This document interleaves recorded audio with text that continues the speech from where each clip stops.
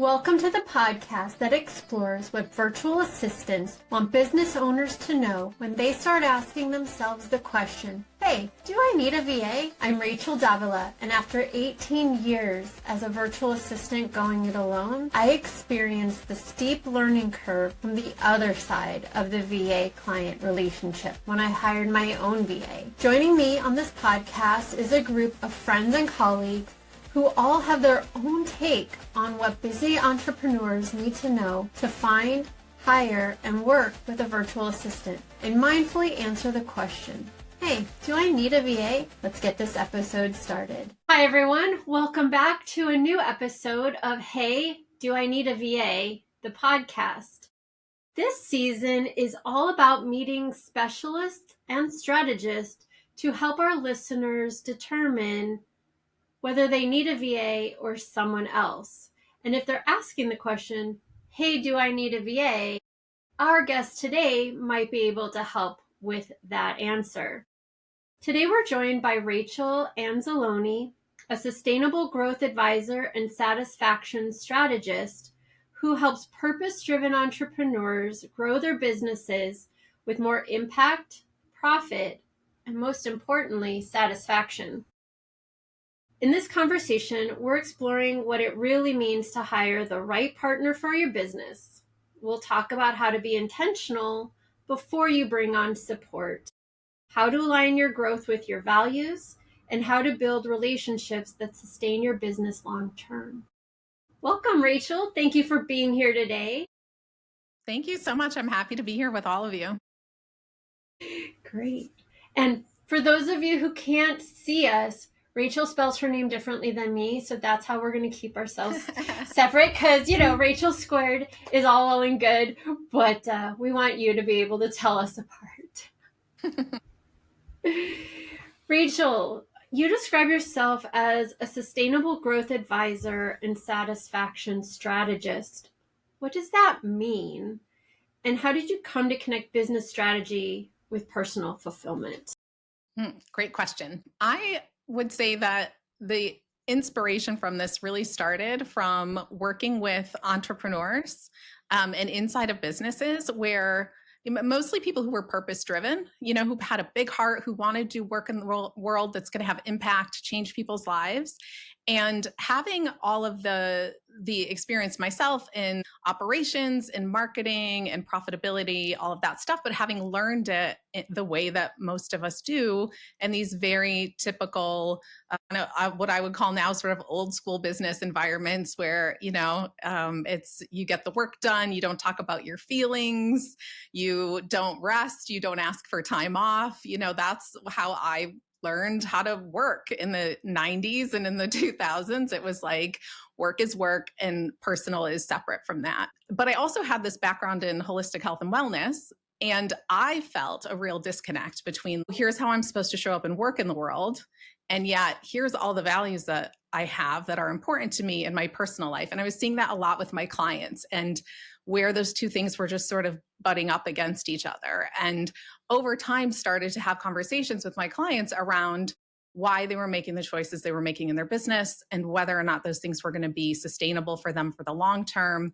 And just over years of really supporting people behind the scenes primarily, I started to develop this thought process around it, or this way to approach it, that was looking through the lens of building your business in a way that is in alignment with your personal goals and values, and that you really have to have the right mix of profitability, yes, of course, and the impact that you want to have if you're purpose-driven. And also this pleasure aspect of you need to feel good and you need to be enjoying it. Otherwise, you aren't going to keep doing it, right? And so none of us started a business to make ourselves miserable. Most of us left jobs that we found stressful and difficult and started a business because we wanted to enjoy our lives more. I believe that you need to have the right mix of those three things, impact, profit, and pleasure, in order to build a business that's sustainable if you want to have impact for the long term. I know that's why I got into business, was to be valued, because I left a job that I was a line item on a spreadsheet and I did not want to do that. And I love working with clients who value the contribution that I bring. So I guess That's my purpose. I think what you said there, I think is super important from the perspective of the VA who's being hired, is that you're self-employed also.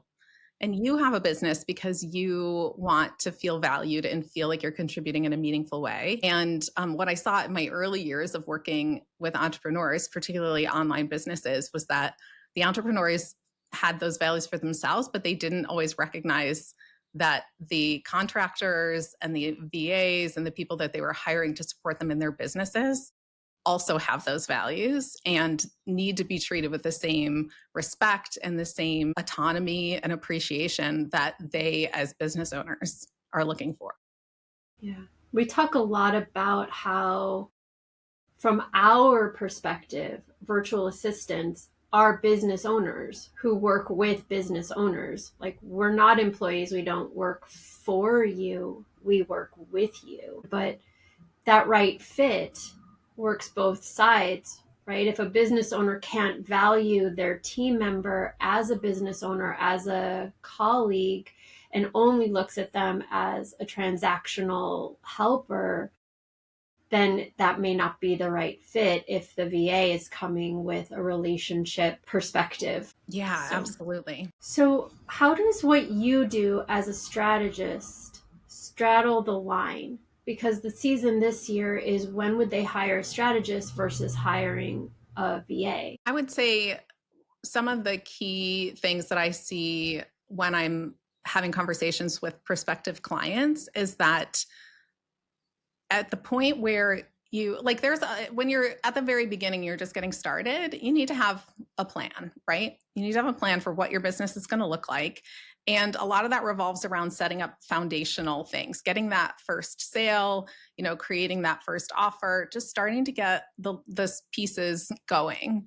And then as that builds and builds momentum, there becomes a point where you, as a business owner, maybe most people get into the business that they're in because they love the work that they do, not because they love business and strategy, right?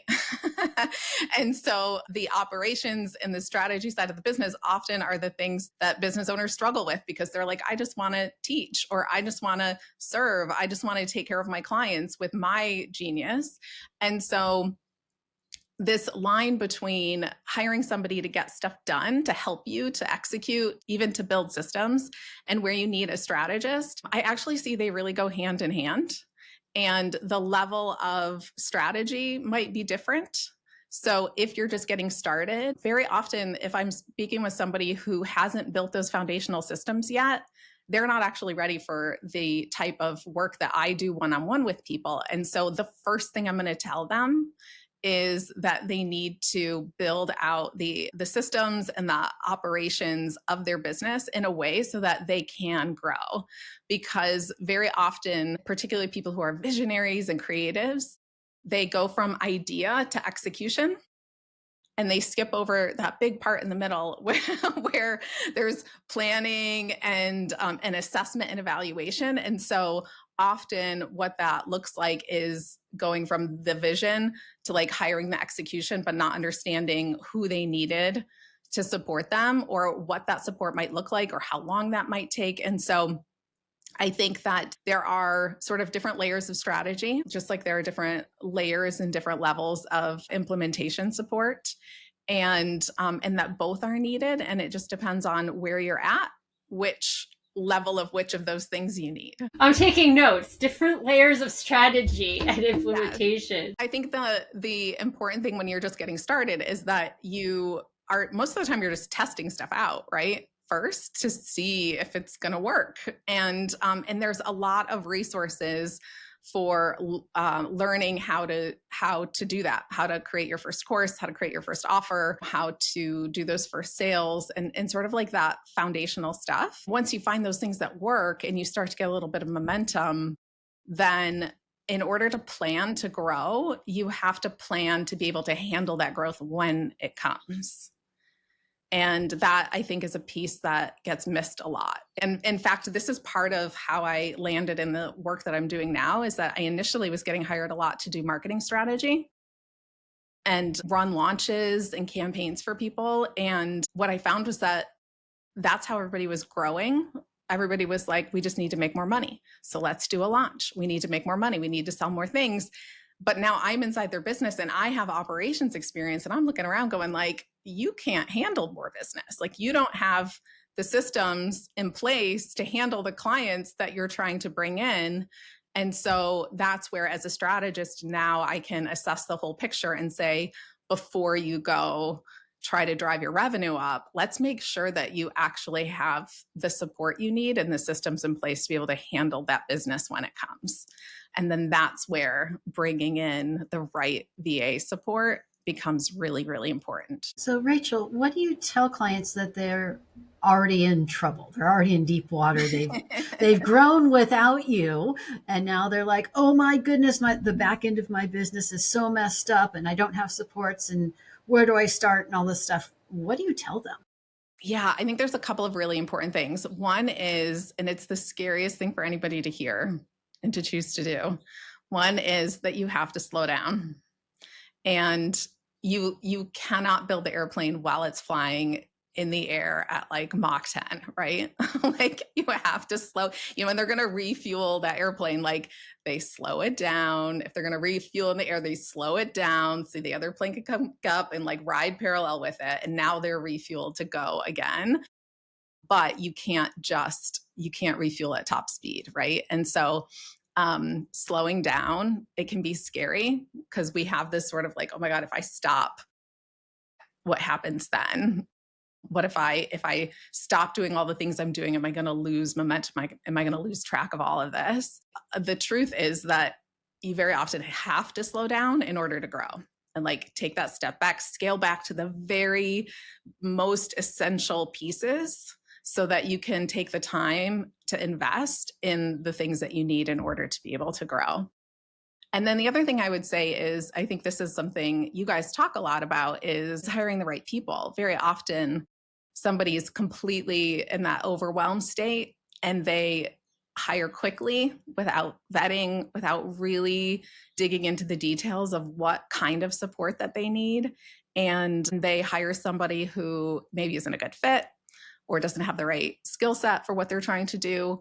Or they hire somebody who could do the job, but can't lead or manage or build the system in order to do the job. And so it becomes like a quick little Band-Aid, or it just doesn't work at all. Because if your business is growing and you're making money and you have that momentum happening, you need to be hiring somebody who can say, I will do this and I'll document the process and I will create the system, or I know what the system is, so I'm going to bring the system into your business and set it up for you. And that's very different from somebody who's going to come in and, set up emails in your CRM for you. Like, that's a whole different skill set. Rachel, are there certain areas that you find a lot of business owners that start with you, like you're like, oh, a lot of times when they come to me, these are like the key things that we end up working on? Or like, if somebody's not used to, or familiar with the term of what a strategist, like what would it be that they would be expecting from working with you?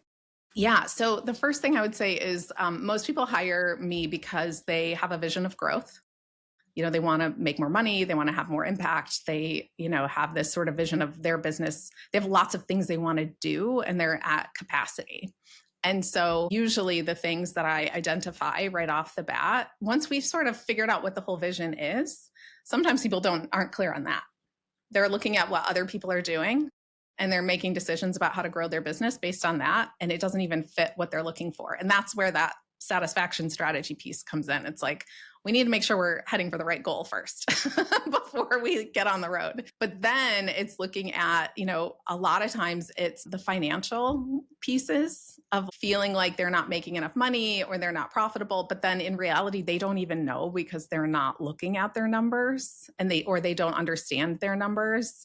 And there's money, being spent, being lost. There's, usually I can find a fair amount of money in people's business just by like looking at what like their P&L statement and starting to break down how much they're spending in different places, and then giving them an idea of how much they should be spending or how much they should be paying themselves and those sorts of things.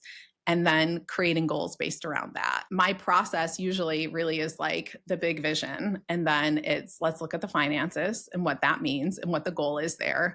And then it's let's look at the operations and the infrastructure to build those things. And then the sort of third or fourth thing down the road is now we can talk about marketing campaigns, usually the reverse order that anybody wants to go in. You're right. I mean, sometimes you have to slow down to speed up.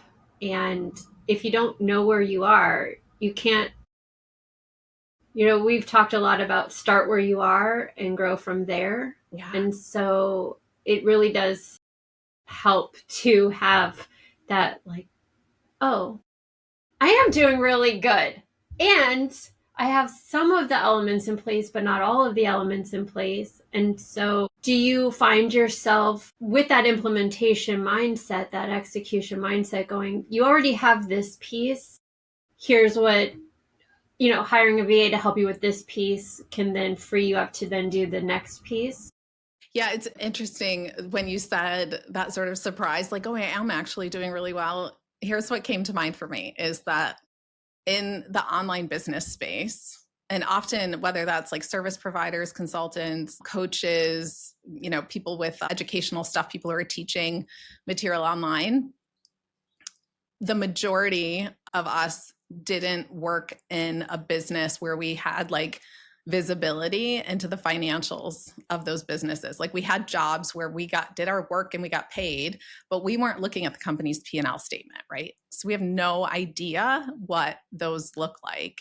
And so one of the things that is often surprising to people that I work with in this realm is that like very often the profit margins are like insanely good, way better than they would be in any traditional business.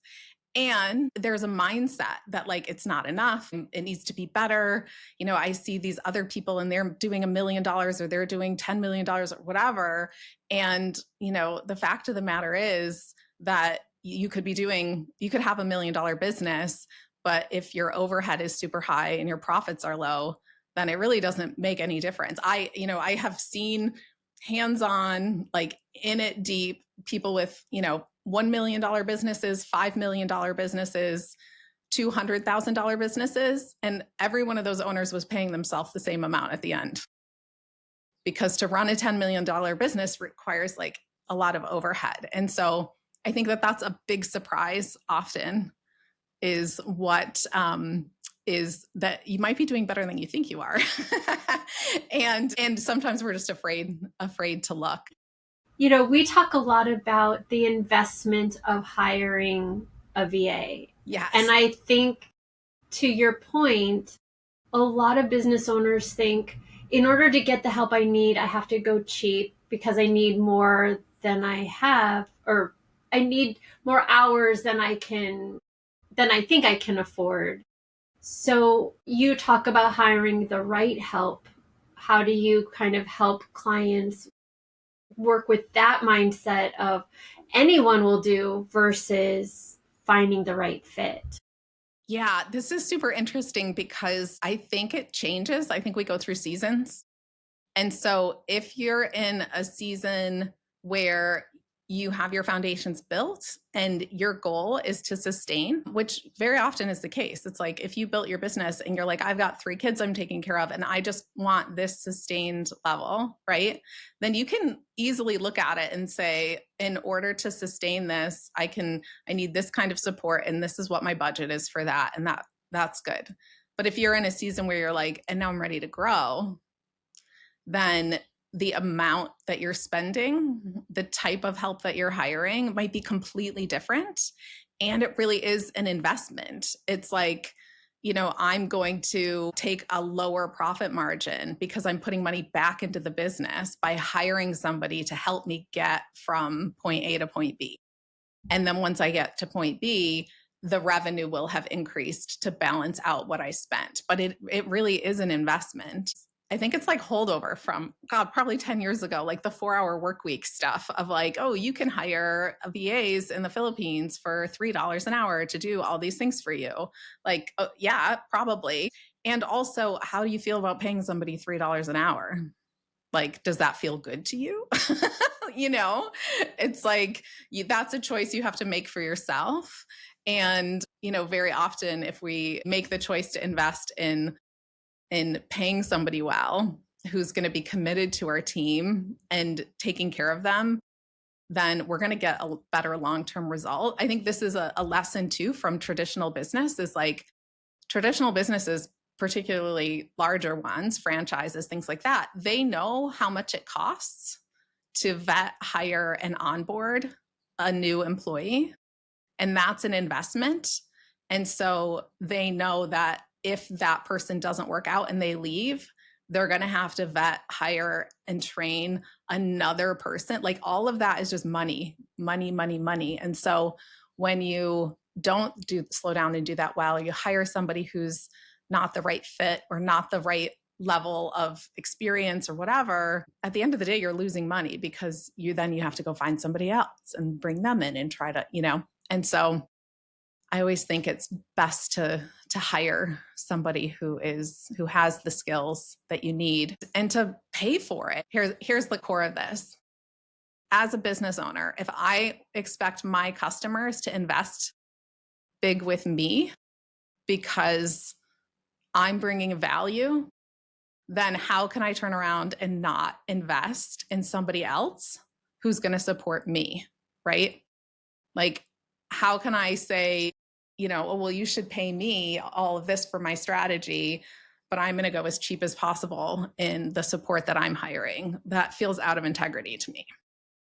And so I think that's something that, as business owners, we have to reflect on. So, Rachel, with all this decision making and things that have to go on, it starts to feel like maybe for some clients, it might feel like, oh my goodness, where do I start? How do I get going? All this stuff. And you step through it and you start here and you go through all the steps.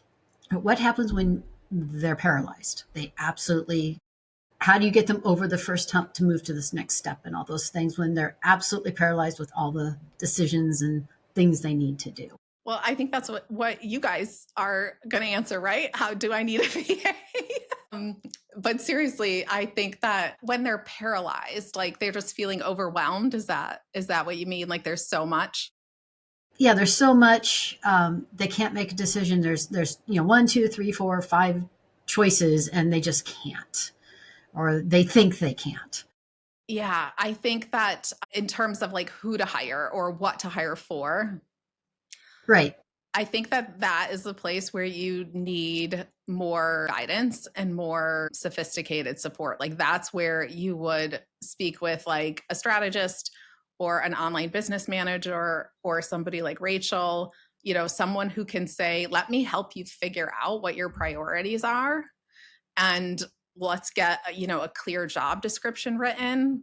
What are the requirements? Let's look at that so that you can move forward. Because if you don't do that, then you end up in this like, oh, I hired somebody to help with social media. So now that's happening. But in the meantime, I don't have customer service happen, sort of figuring that out, what those priorities are. That does require some support. And I think it's worth it. It's like if you spent $100 or $1,000 or whatever for an hour or 2 or 3 of somebody's time to go help me just figure out what my next move is. And that saves you from hiring the wrong person or wasting months of your time. It's like, what's that worth to you? So from a strategy perspective, when they come to work with you, what kind of things should they have in place, or where should they kind of be at for your support to be the most helpful for them?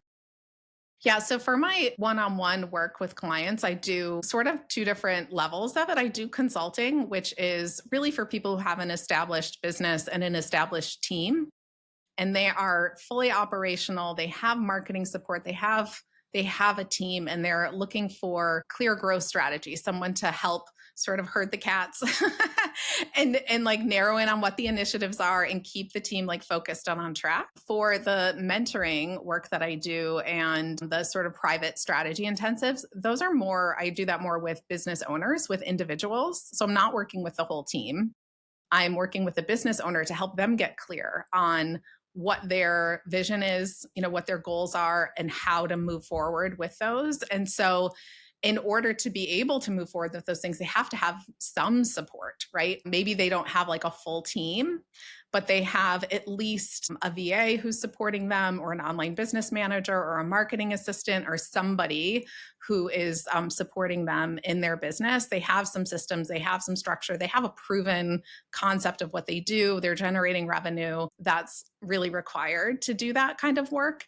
And then earlier on than that, I don't currently have like group programs or anything that I feel is more accessible like that, but it's something that is in the works, because I feel like there are these decision points that you need to make, from when you start to like maybe getting to your first, $100,000 in revenue, to now how do I take that and how do I double it or triple it, to then very often like just figuring out, do I want to keep growing, or do I want to just take what I'm doing and do it better? It's not always about bigger. Sometimes it's about refinement. And so I think getting yourself in those stages, getting yourself into like a group setting where you have peers and you can collaborate in that way, I think is really, really valuable. I love that you have layers, right? Because not everyone starts in the same place. And I also love, I'm just going to go back to it, that slow down to speed up analogy, because, especially our audience, if they're on the journey of, do I hire, hey, do I need a VA? Sometimes you do have to slow down to look at all of those things that you were speaking to. What are my goals?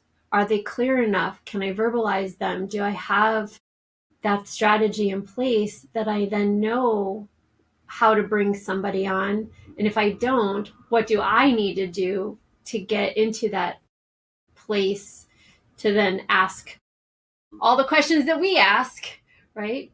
What are your goals? What's your task list? Where are we going with this? How, what are your priorities? All those kinds of things.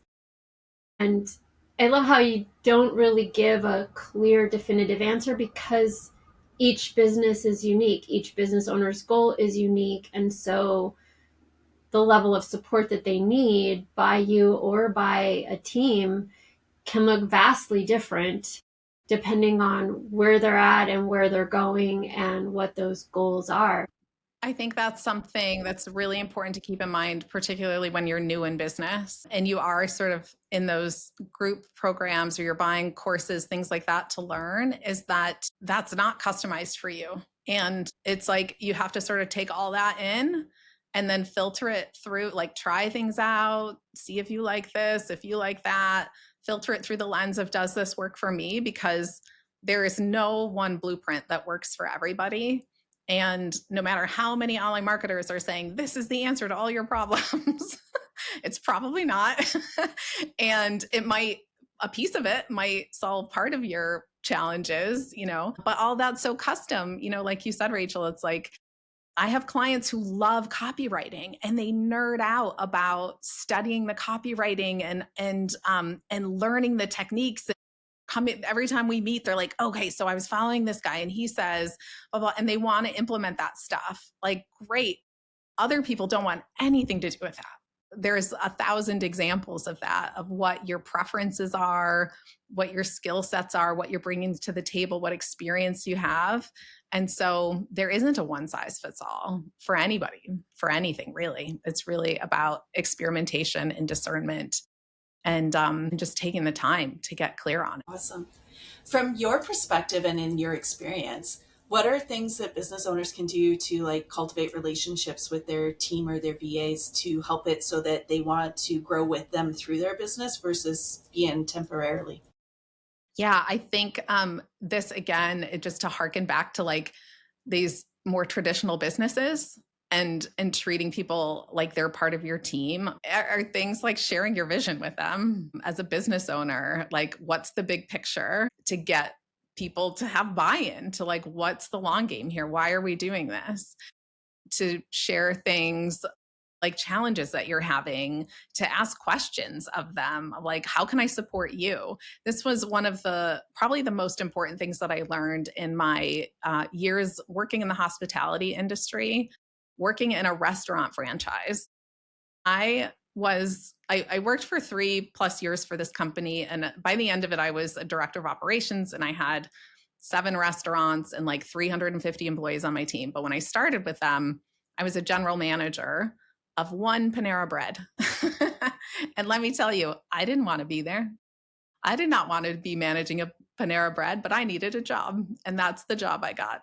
And then I realized nobody else really wanted to be there that bad either. Like, everybody who was there because they needed a paycheck and not because it was their life dream to be, working in this restaurant, right? And so I had to figure out how to get people to be excited and committed and to buy into, like, we're a team and we're in this together and we support each other. And so I knew I wasn't going to do that by convincing them of like the nobility of selling bread bowls with soup in them. So what I figured out I needed to do and experimented with and found worked so beautifully well was like, well, what do you want out of this? And so the 22-year-old who was an assistant manager who really wanted to be a musician, we started having conversations about like, okay, well, what are the things that you're learning here that are going to help you when you get there? Communication, organization, being a leader, the sort of what are the skills? And so asking those questions of your team member of like, what's their vision for what their life looks like in 5 years or 10 years? And then tying in the work that you're all doing in a way that's going to support them to get there as well. That's a really good idea. Even those of us who've been in business 20 years, and I love bringing the value to my client's business. And I love when they share my post or they tell people about what I'm doing and things like that, because it is that reciprocal, like, you're supporting me and I'm supporting you. And I love that question because we have an episode of Ask, Always Ask, because there are times when we've picked up a new skill or learned something new or attended a workshop. We're like, oh my God, I want to implement that somehow, some way. And then a client asks us, do you do this? Are you interested in learning it? Do you want to go in this direction with me? And it's like, yes, I do. Let's do this. And I've experienced that with my team because when I wrote the book, my VA was like, you're writing a book? Oh my God, I'm here. Whatever you need, let's do this. And it was that, like, it brought a different energy level to the project, but it also infused and invigorated the idea, the vision, the journey, right? I wasn't by myself with this idea and, oh, now I gotta figure out how to make it work for me. My team stepped up and was like, we're here with you. We're doing this, whatever you need. So I love that question of what do you want to get out of it? Because he made a book cover and was like, when you get to this point, I'll do this and we can do this, and brought all kinds of energy and ideas that I hadn't considered. And also, just like we as business owners have seasons and cycles, I mean, everybody does, right? And so you might have like a VA that you hire that is in a season where they just want it to be easy. They want to be able to like show up, get it done, have it not be insane, wild, out of control, working with crazy people because they have kids at home or a sick parent they're taking care of or something. And like all they really want is for you to get them that blog post 48 hours ahead of time instead of at the last minute. And that would be the thing that would just make their life so much better, But you have to ask those questions because very often, sort of back to the thing we were saying at the beginning of like, you're a business owner also as a VA. And so you need to communicate that to your clients, which is that you have boundaries and expectations and not feel like you just have to show up and do whatever, whenever, because the person who hired you has asked you to. And we have to all set those for ourselves. So one more question around teams and things with you. What are some of the best practices for like communication and boundaries and things? Like you kind of like indicate about like seeking their interests and stuff like that. But around the other part of the working relationship, do you have any recommendations or suggestions there? Yeah. I would say that it's really important to establish clear processes and expectations. We tend to make a lot of assumptions and around, well, like, oh, I'm the business owner, I might reply to an email at 8 o'clock at night because I'm working and I feel like it. But if I'm replying to emails at 8 o'clock at night, does everybody on my team know that they don't have to respond at 8 o'clock at night, that they could answer me the next day? So like those sort of expectations, and then what tools people, and style people prefer to use. And so there needs to be some boundaries, especially once you get beyond like 2 or 3 team members, types of communication that happen in different channels. Like, what is email for? What is Slack for? What is Voxer for? What is text for? And I honestly find this is one of the most challenging things with most of the business owners who I have supported behind the scenes. And it's very often because they have an aversion to particular tools. And so if I could wave a magic wand, it would be that business owners would take the time and be open to using things like project management systems and Slack, and being intentional with their communications around reply versus reply all, around things like, if it's a quick question, it can happen in a Voxer or a text, but we're not writing paragraphs in a text that require paragraphs in response. And things like keeping things in organized threads, because you as a business owner, you're like, this is everything. It's my business, right? Everything you're doing is in that business. But when you have part-time contract support, they have 2 or 3 or 5 or 10 clients whose businesses they're in. And so the less organized you are as a business owner, the more complicated their life is, because they're dealing with 5 disorganized business owners, not one scenario. And so remembering that you responded to a question in the wrong thread and now you have to go find that somewhere, I think would be a gift to all VAs, project managers, OBMs. And it makes such a difference, right? Even in some of the platforms I use, if you hit reply and it just ends up being like a little word that says reply, but it doesn't actually break it out, versus if you started a new comment, now I can read it through and see it. Like, so many things, little bits of communication, like you said, could get lost. And that makes a big difference, right? And then the time you're spending or paying for somebody to spend to go find all that stuff as well, not just the frustration, right? Like, now it's also a cost thing too. Yeah, absolutely. That's one lesson I remember. Some manager I had way back when I was like 20 years old, who was like, every time you touch something, it costs money. And so if you can like focus, take it from beginning to end all at once, and then, set it down, walk away, versus like, I moved it an inch and then an hour later I have to come back and move it an inch. And then I have to come back and I have to see if they responded. And then I have to see, oh, they responded, but not in the right. It's like all of that is time, attention, and energy. And ultimately it's costing you money. Thank you. Yeah. We've touched on that in a number of episodes. I think, Bree, you brought that up, and in your ways to save money, it's that batching tasks and communicating in the same places and stuff like that. Yeah. But one of the things for our audience to know is, if you don't know what that is, right? A strategist might be able to help you figure that out. Your VA might be able to help you figure that out.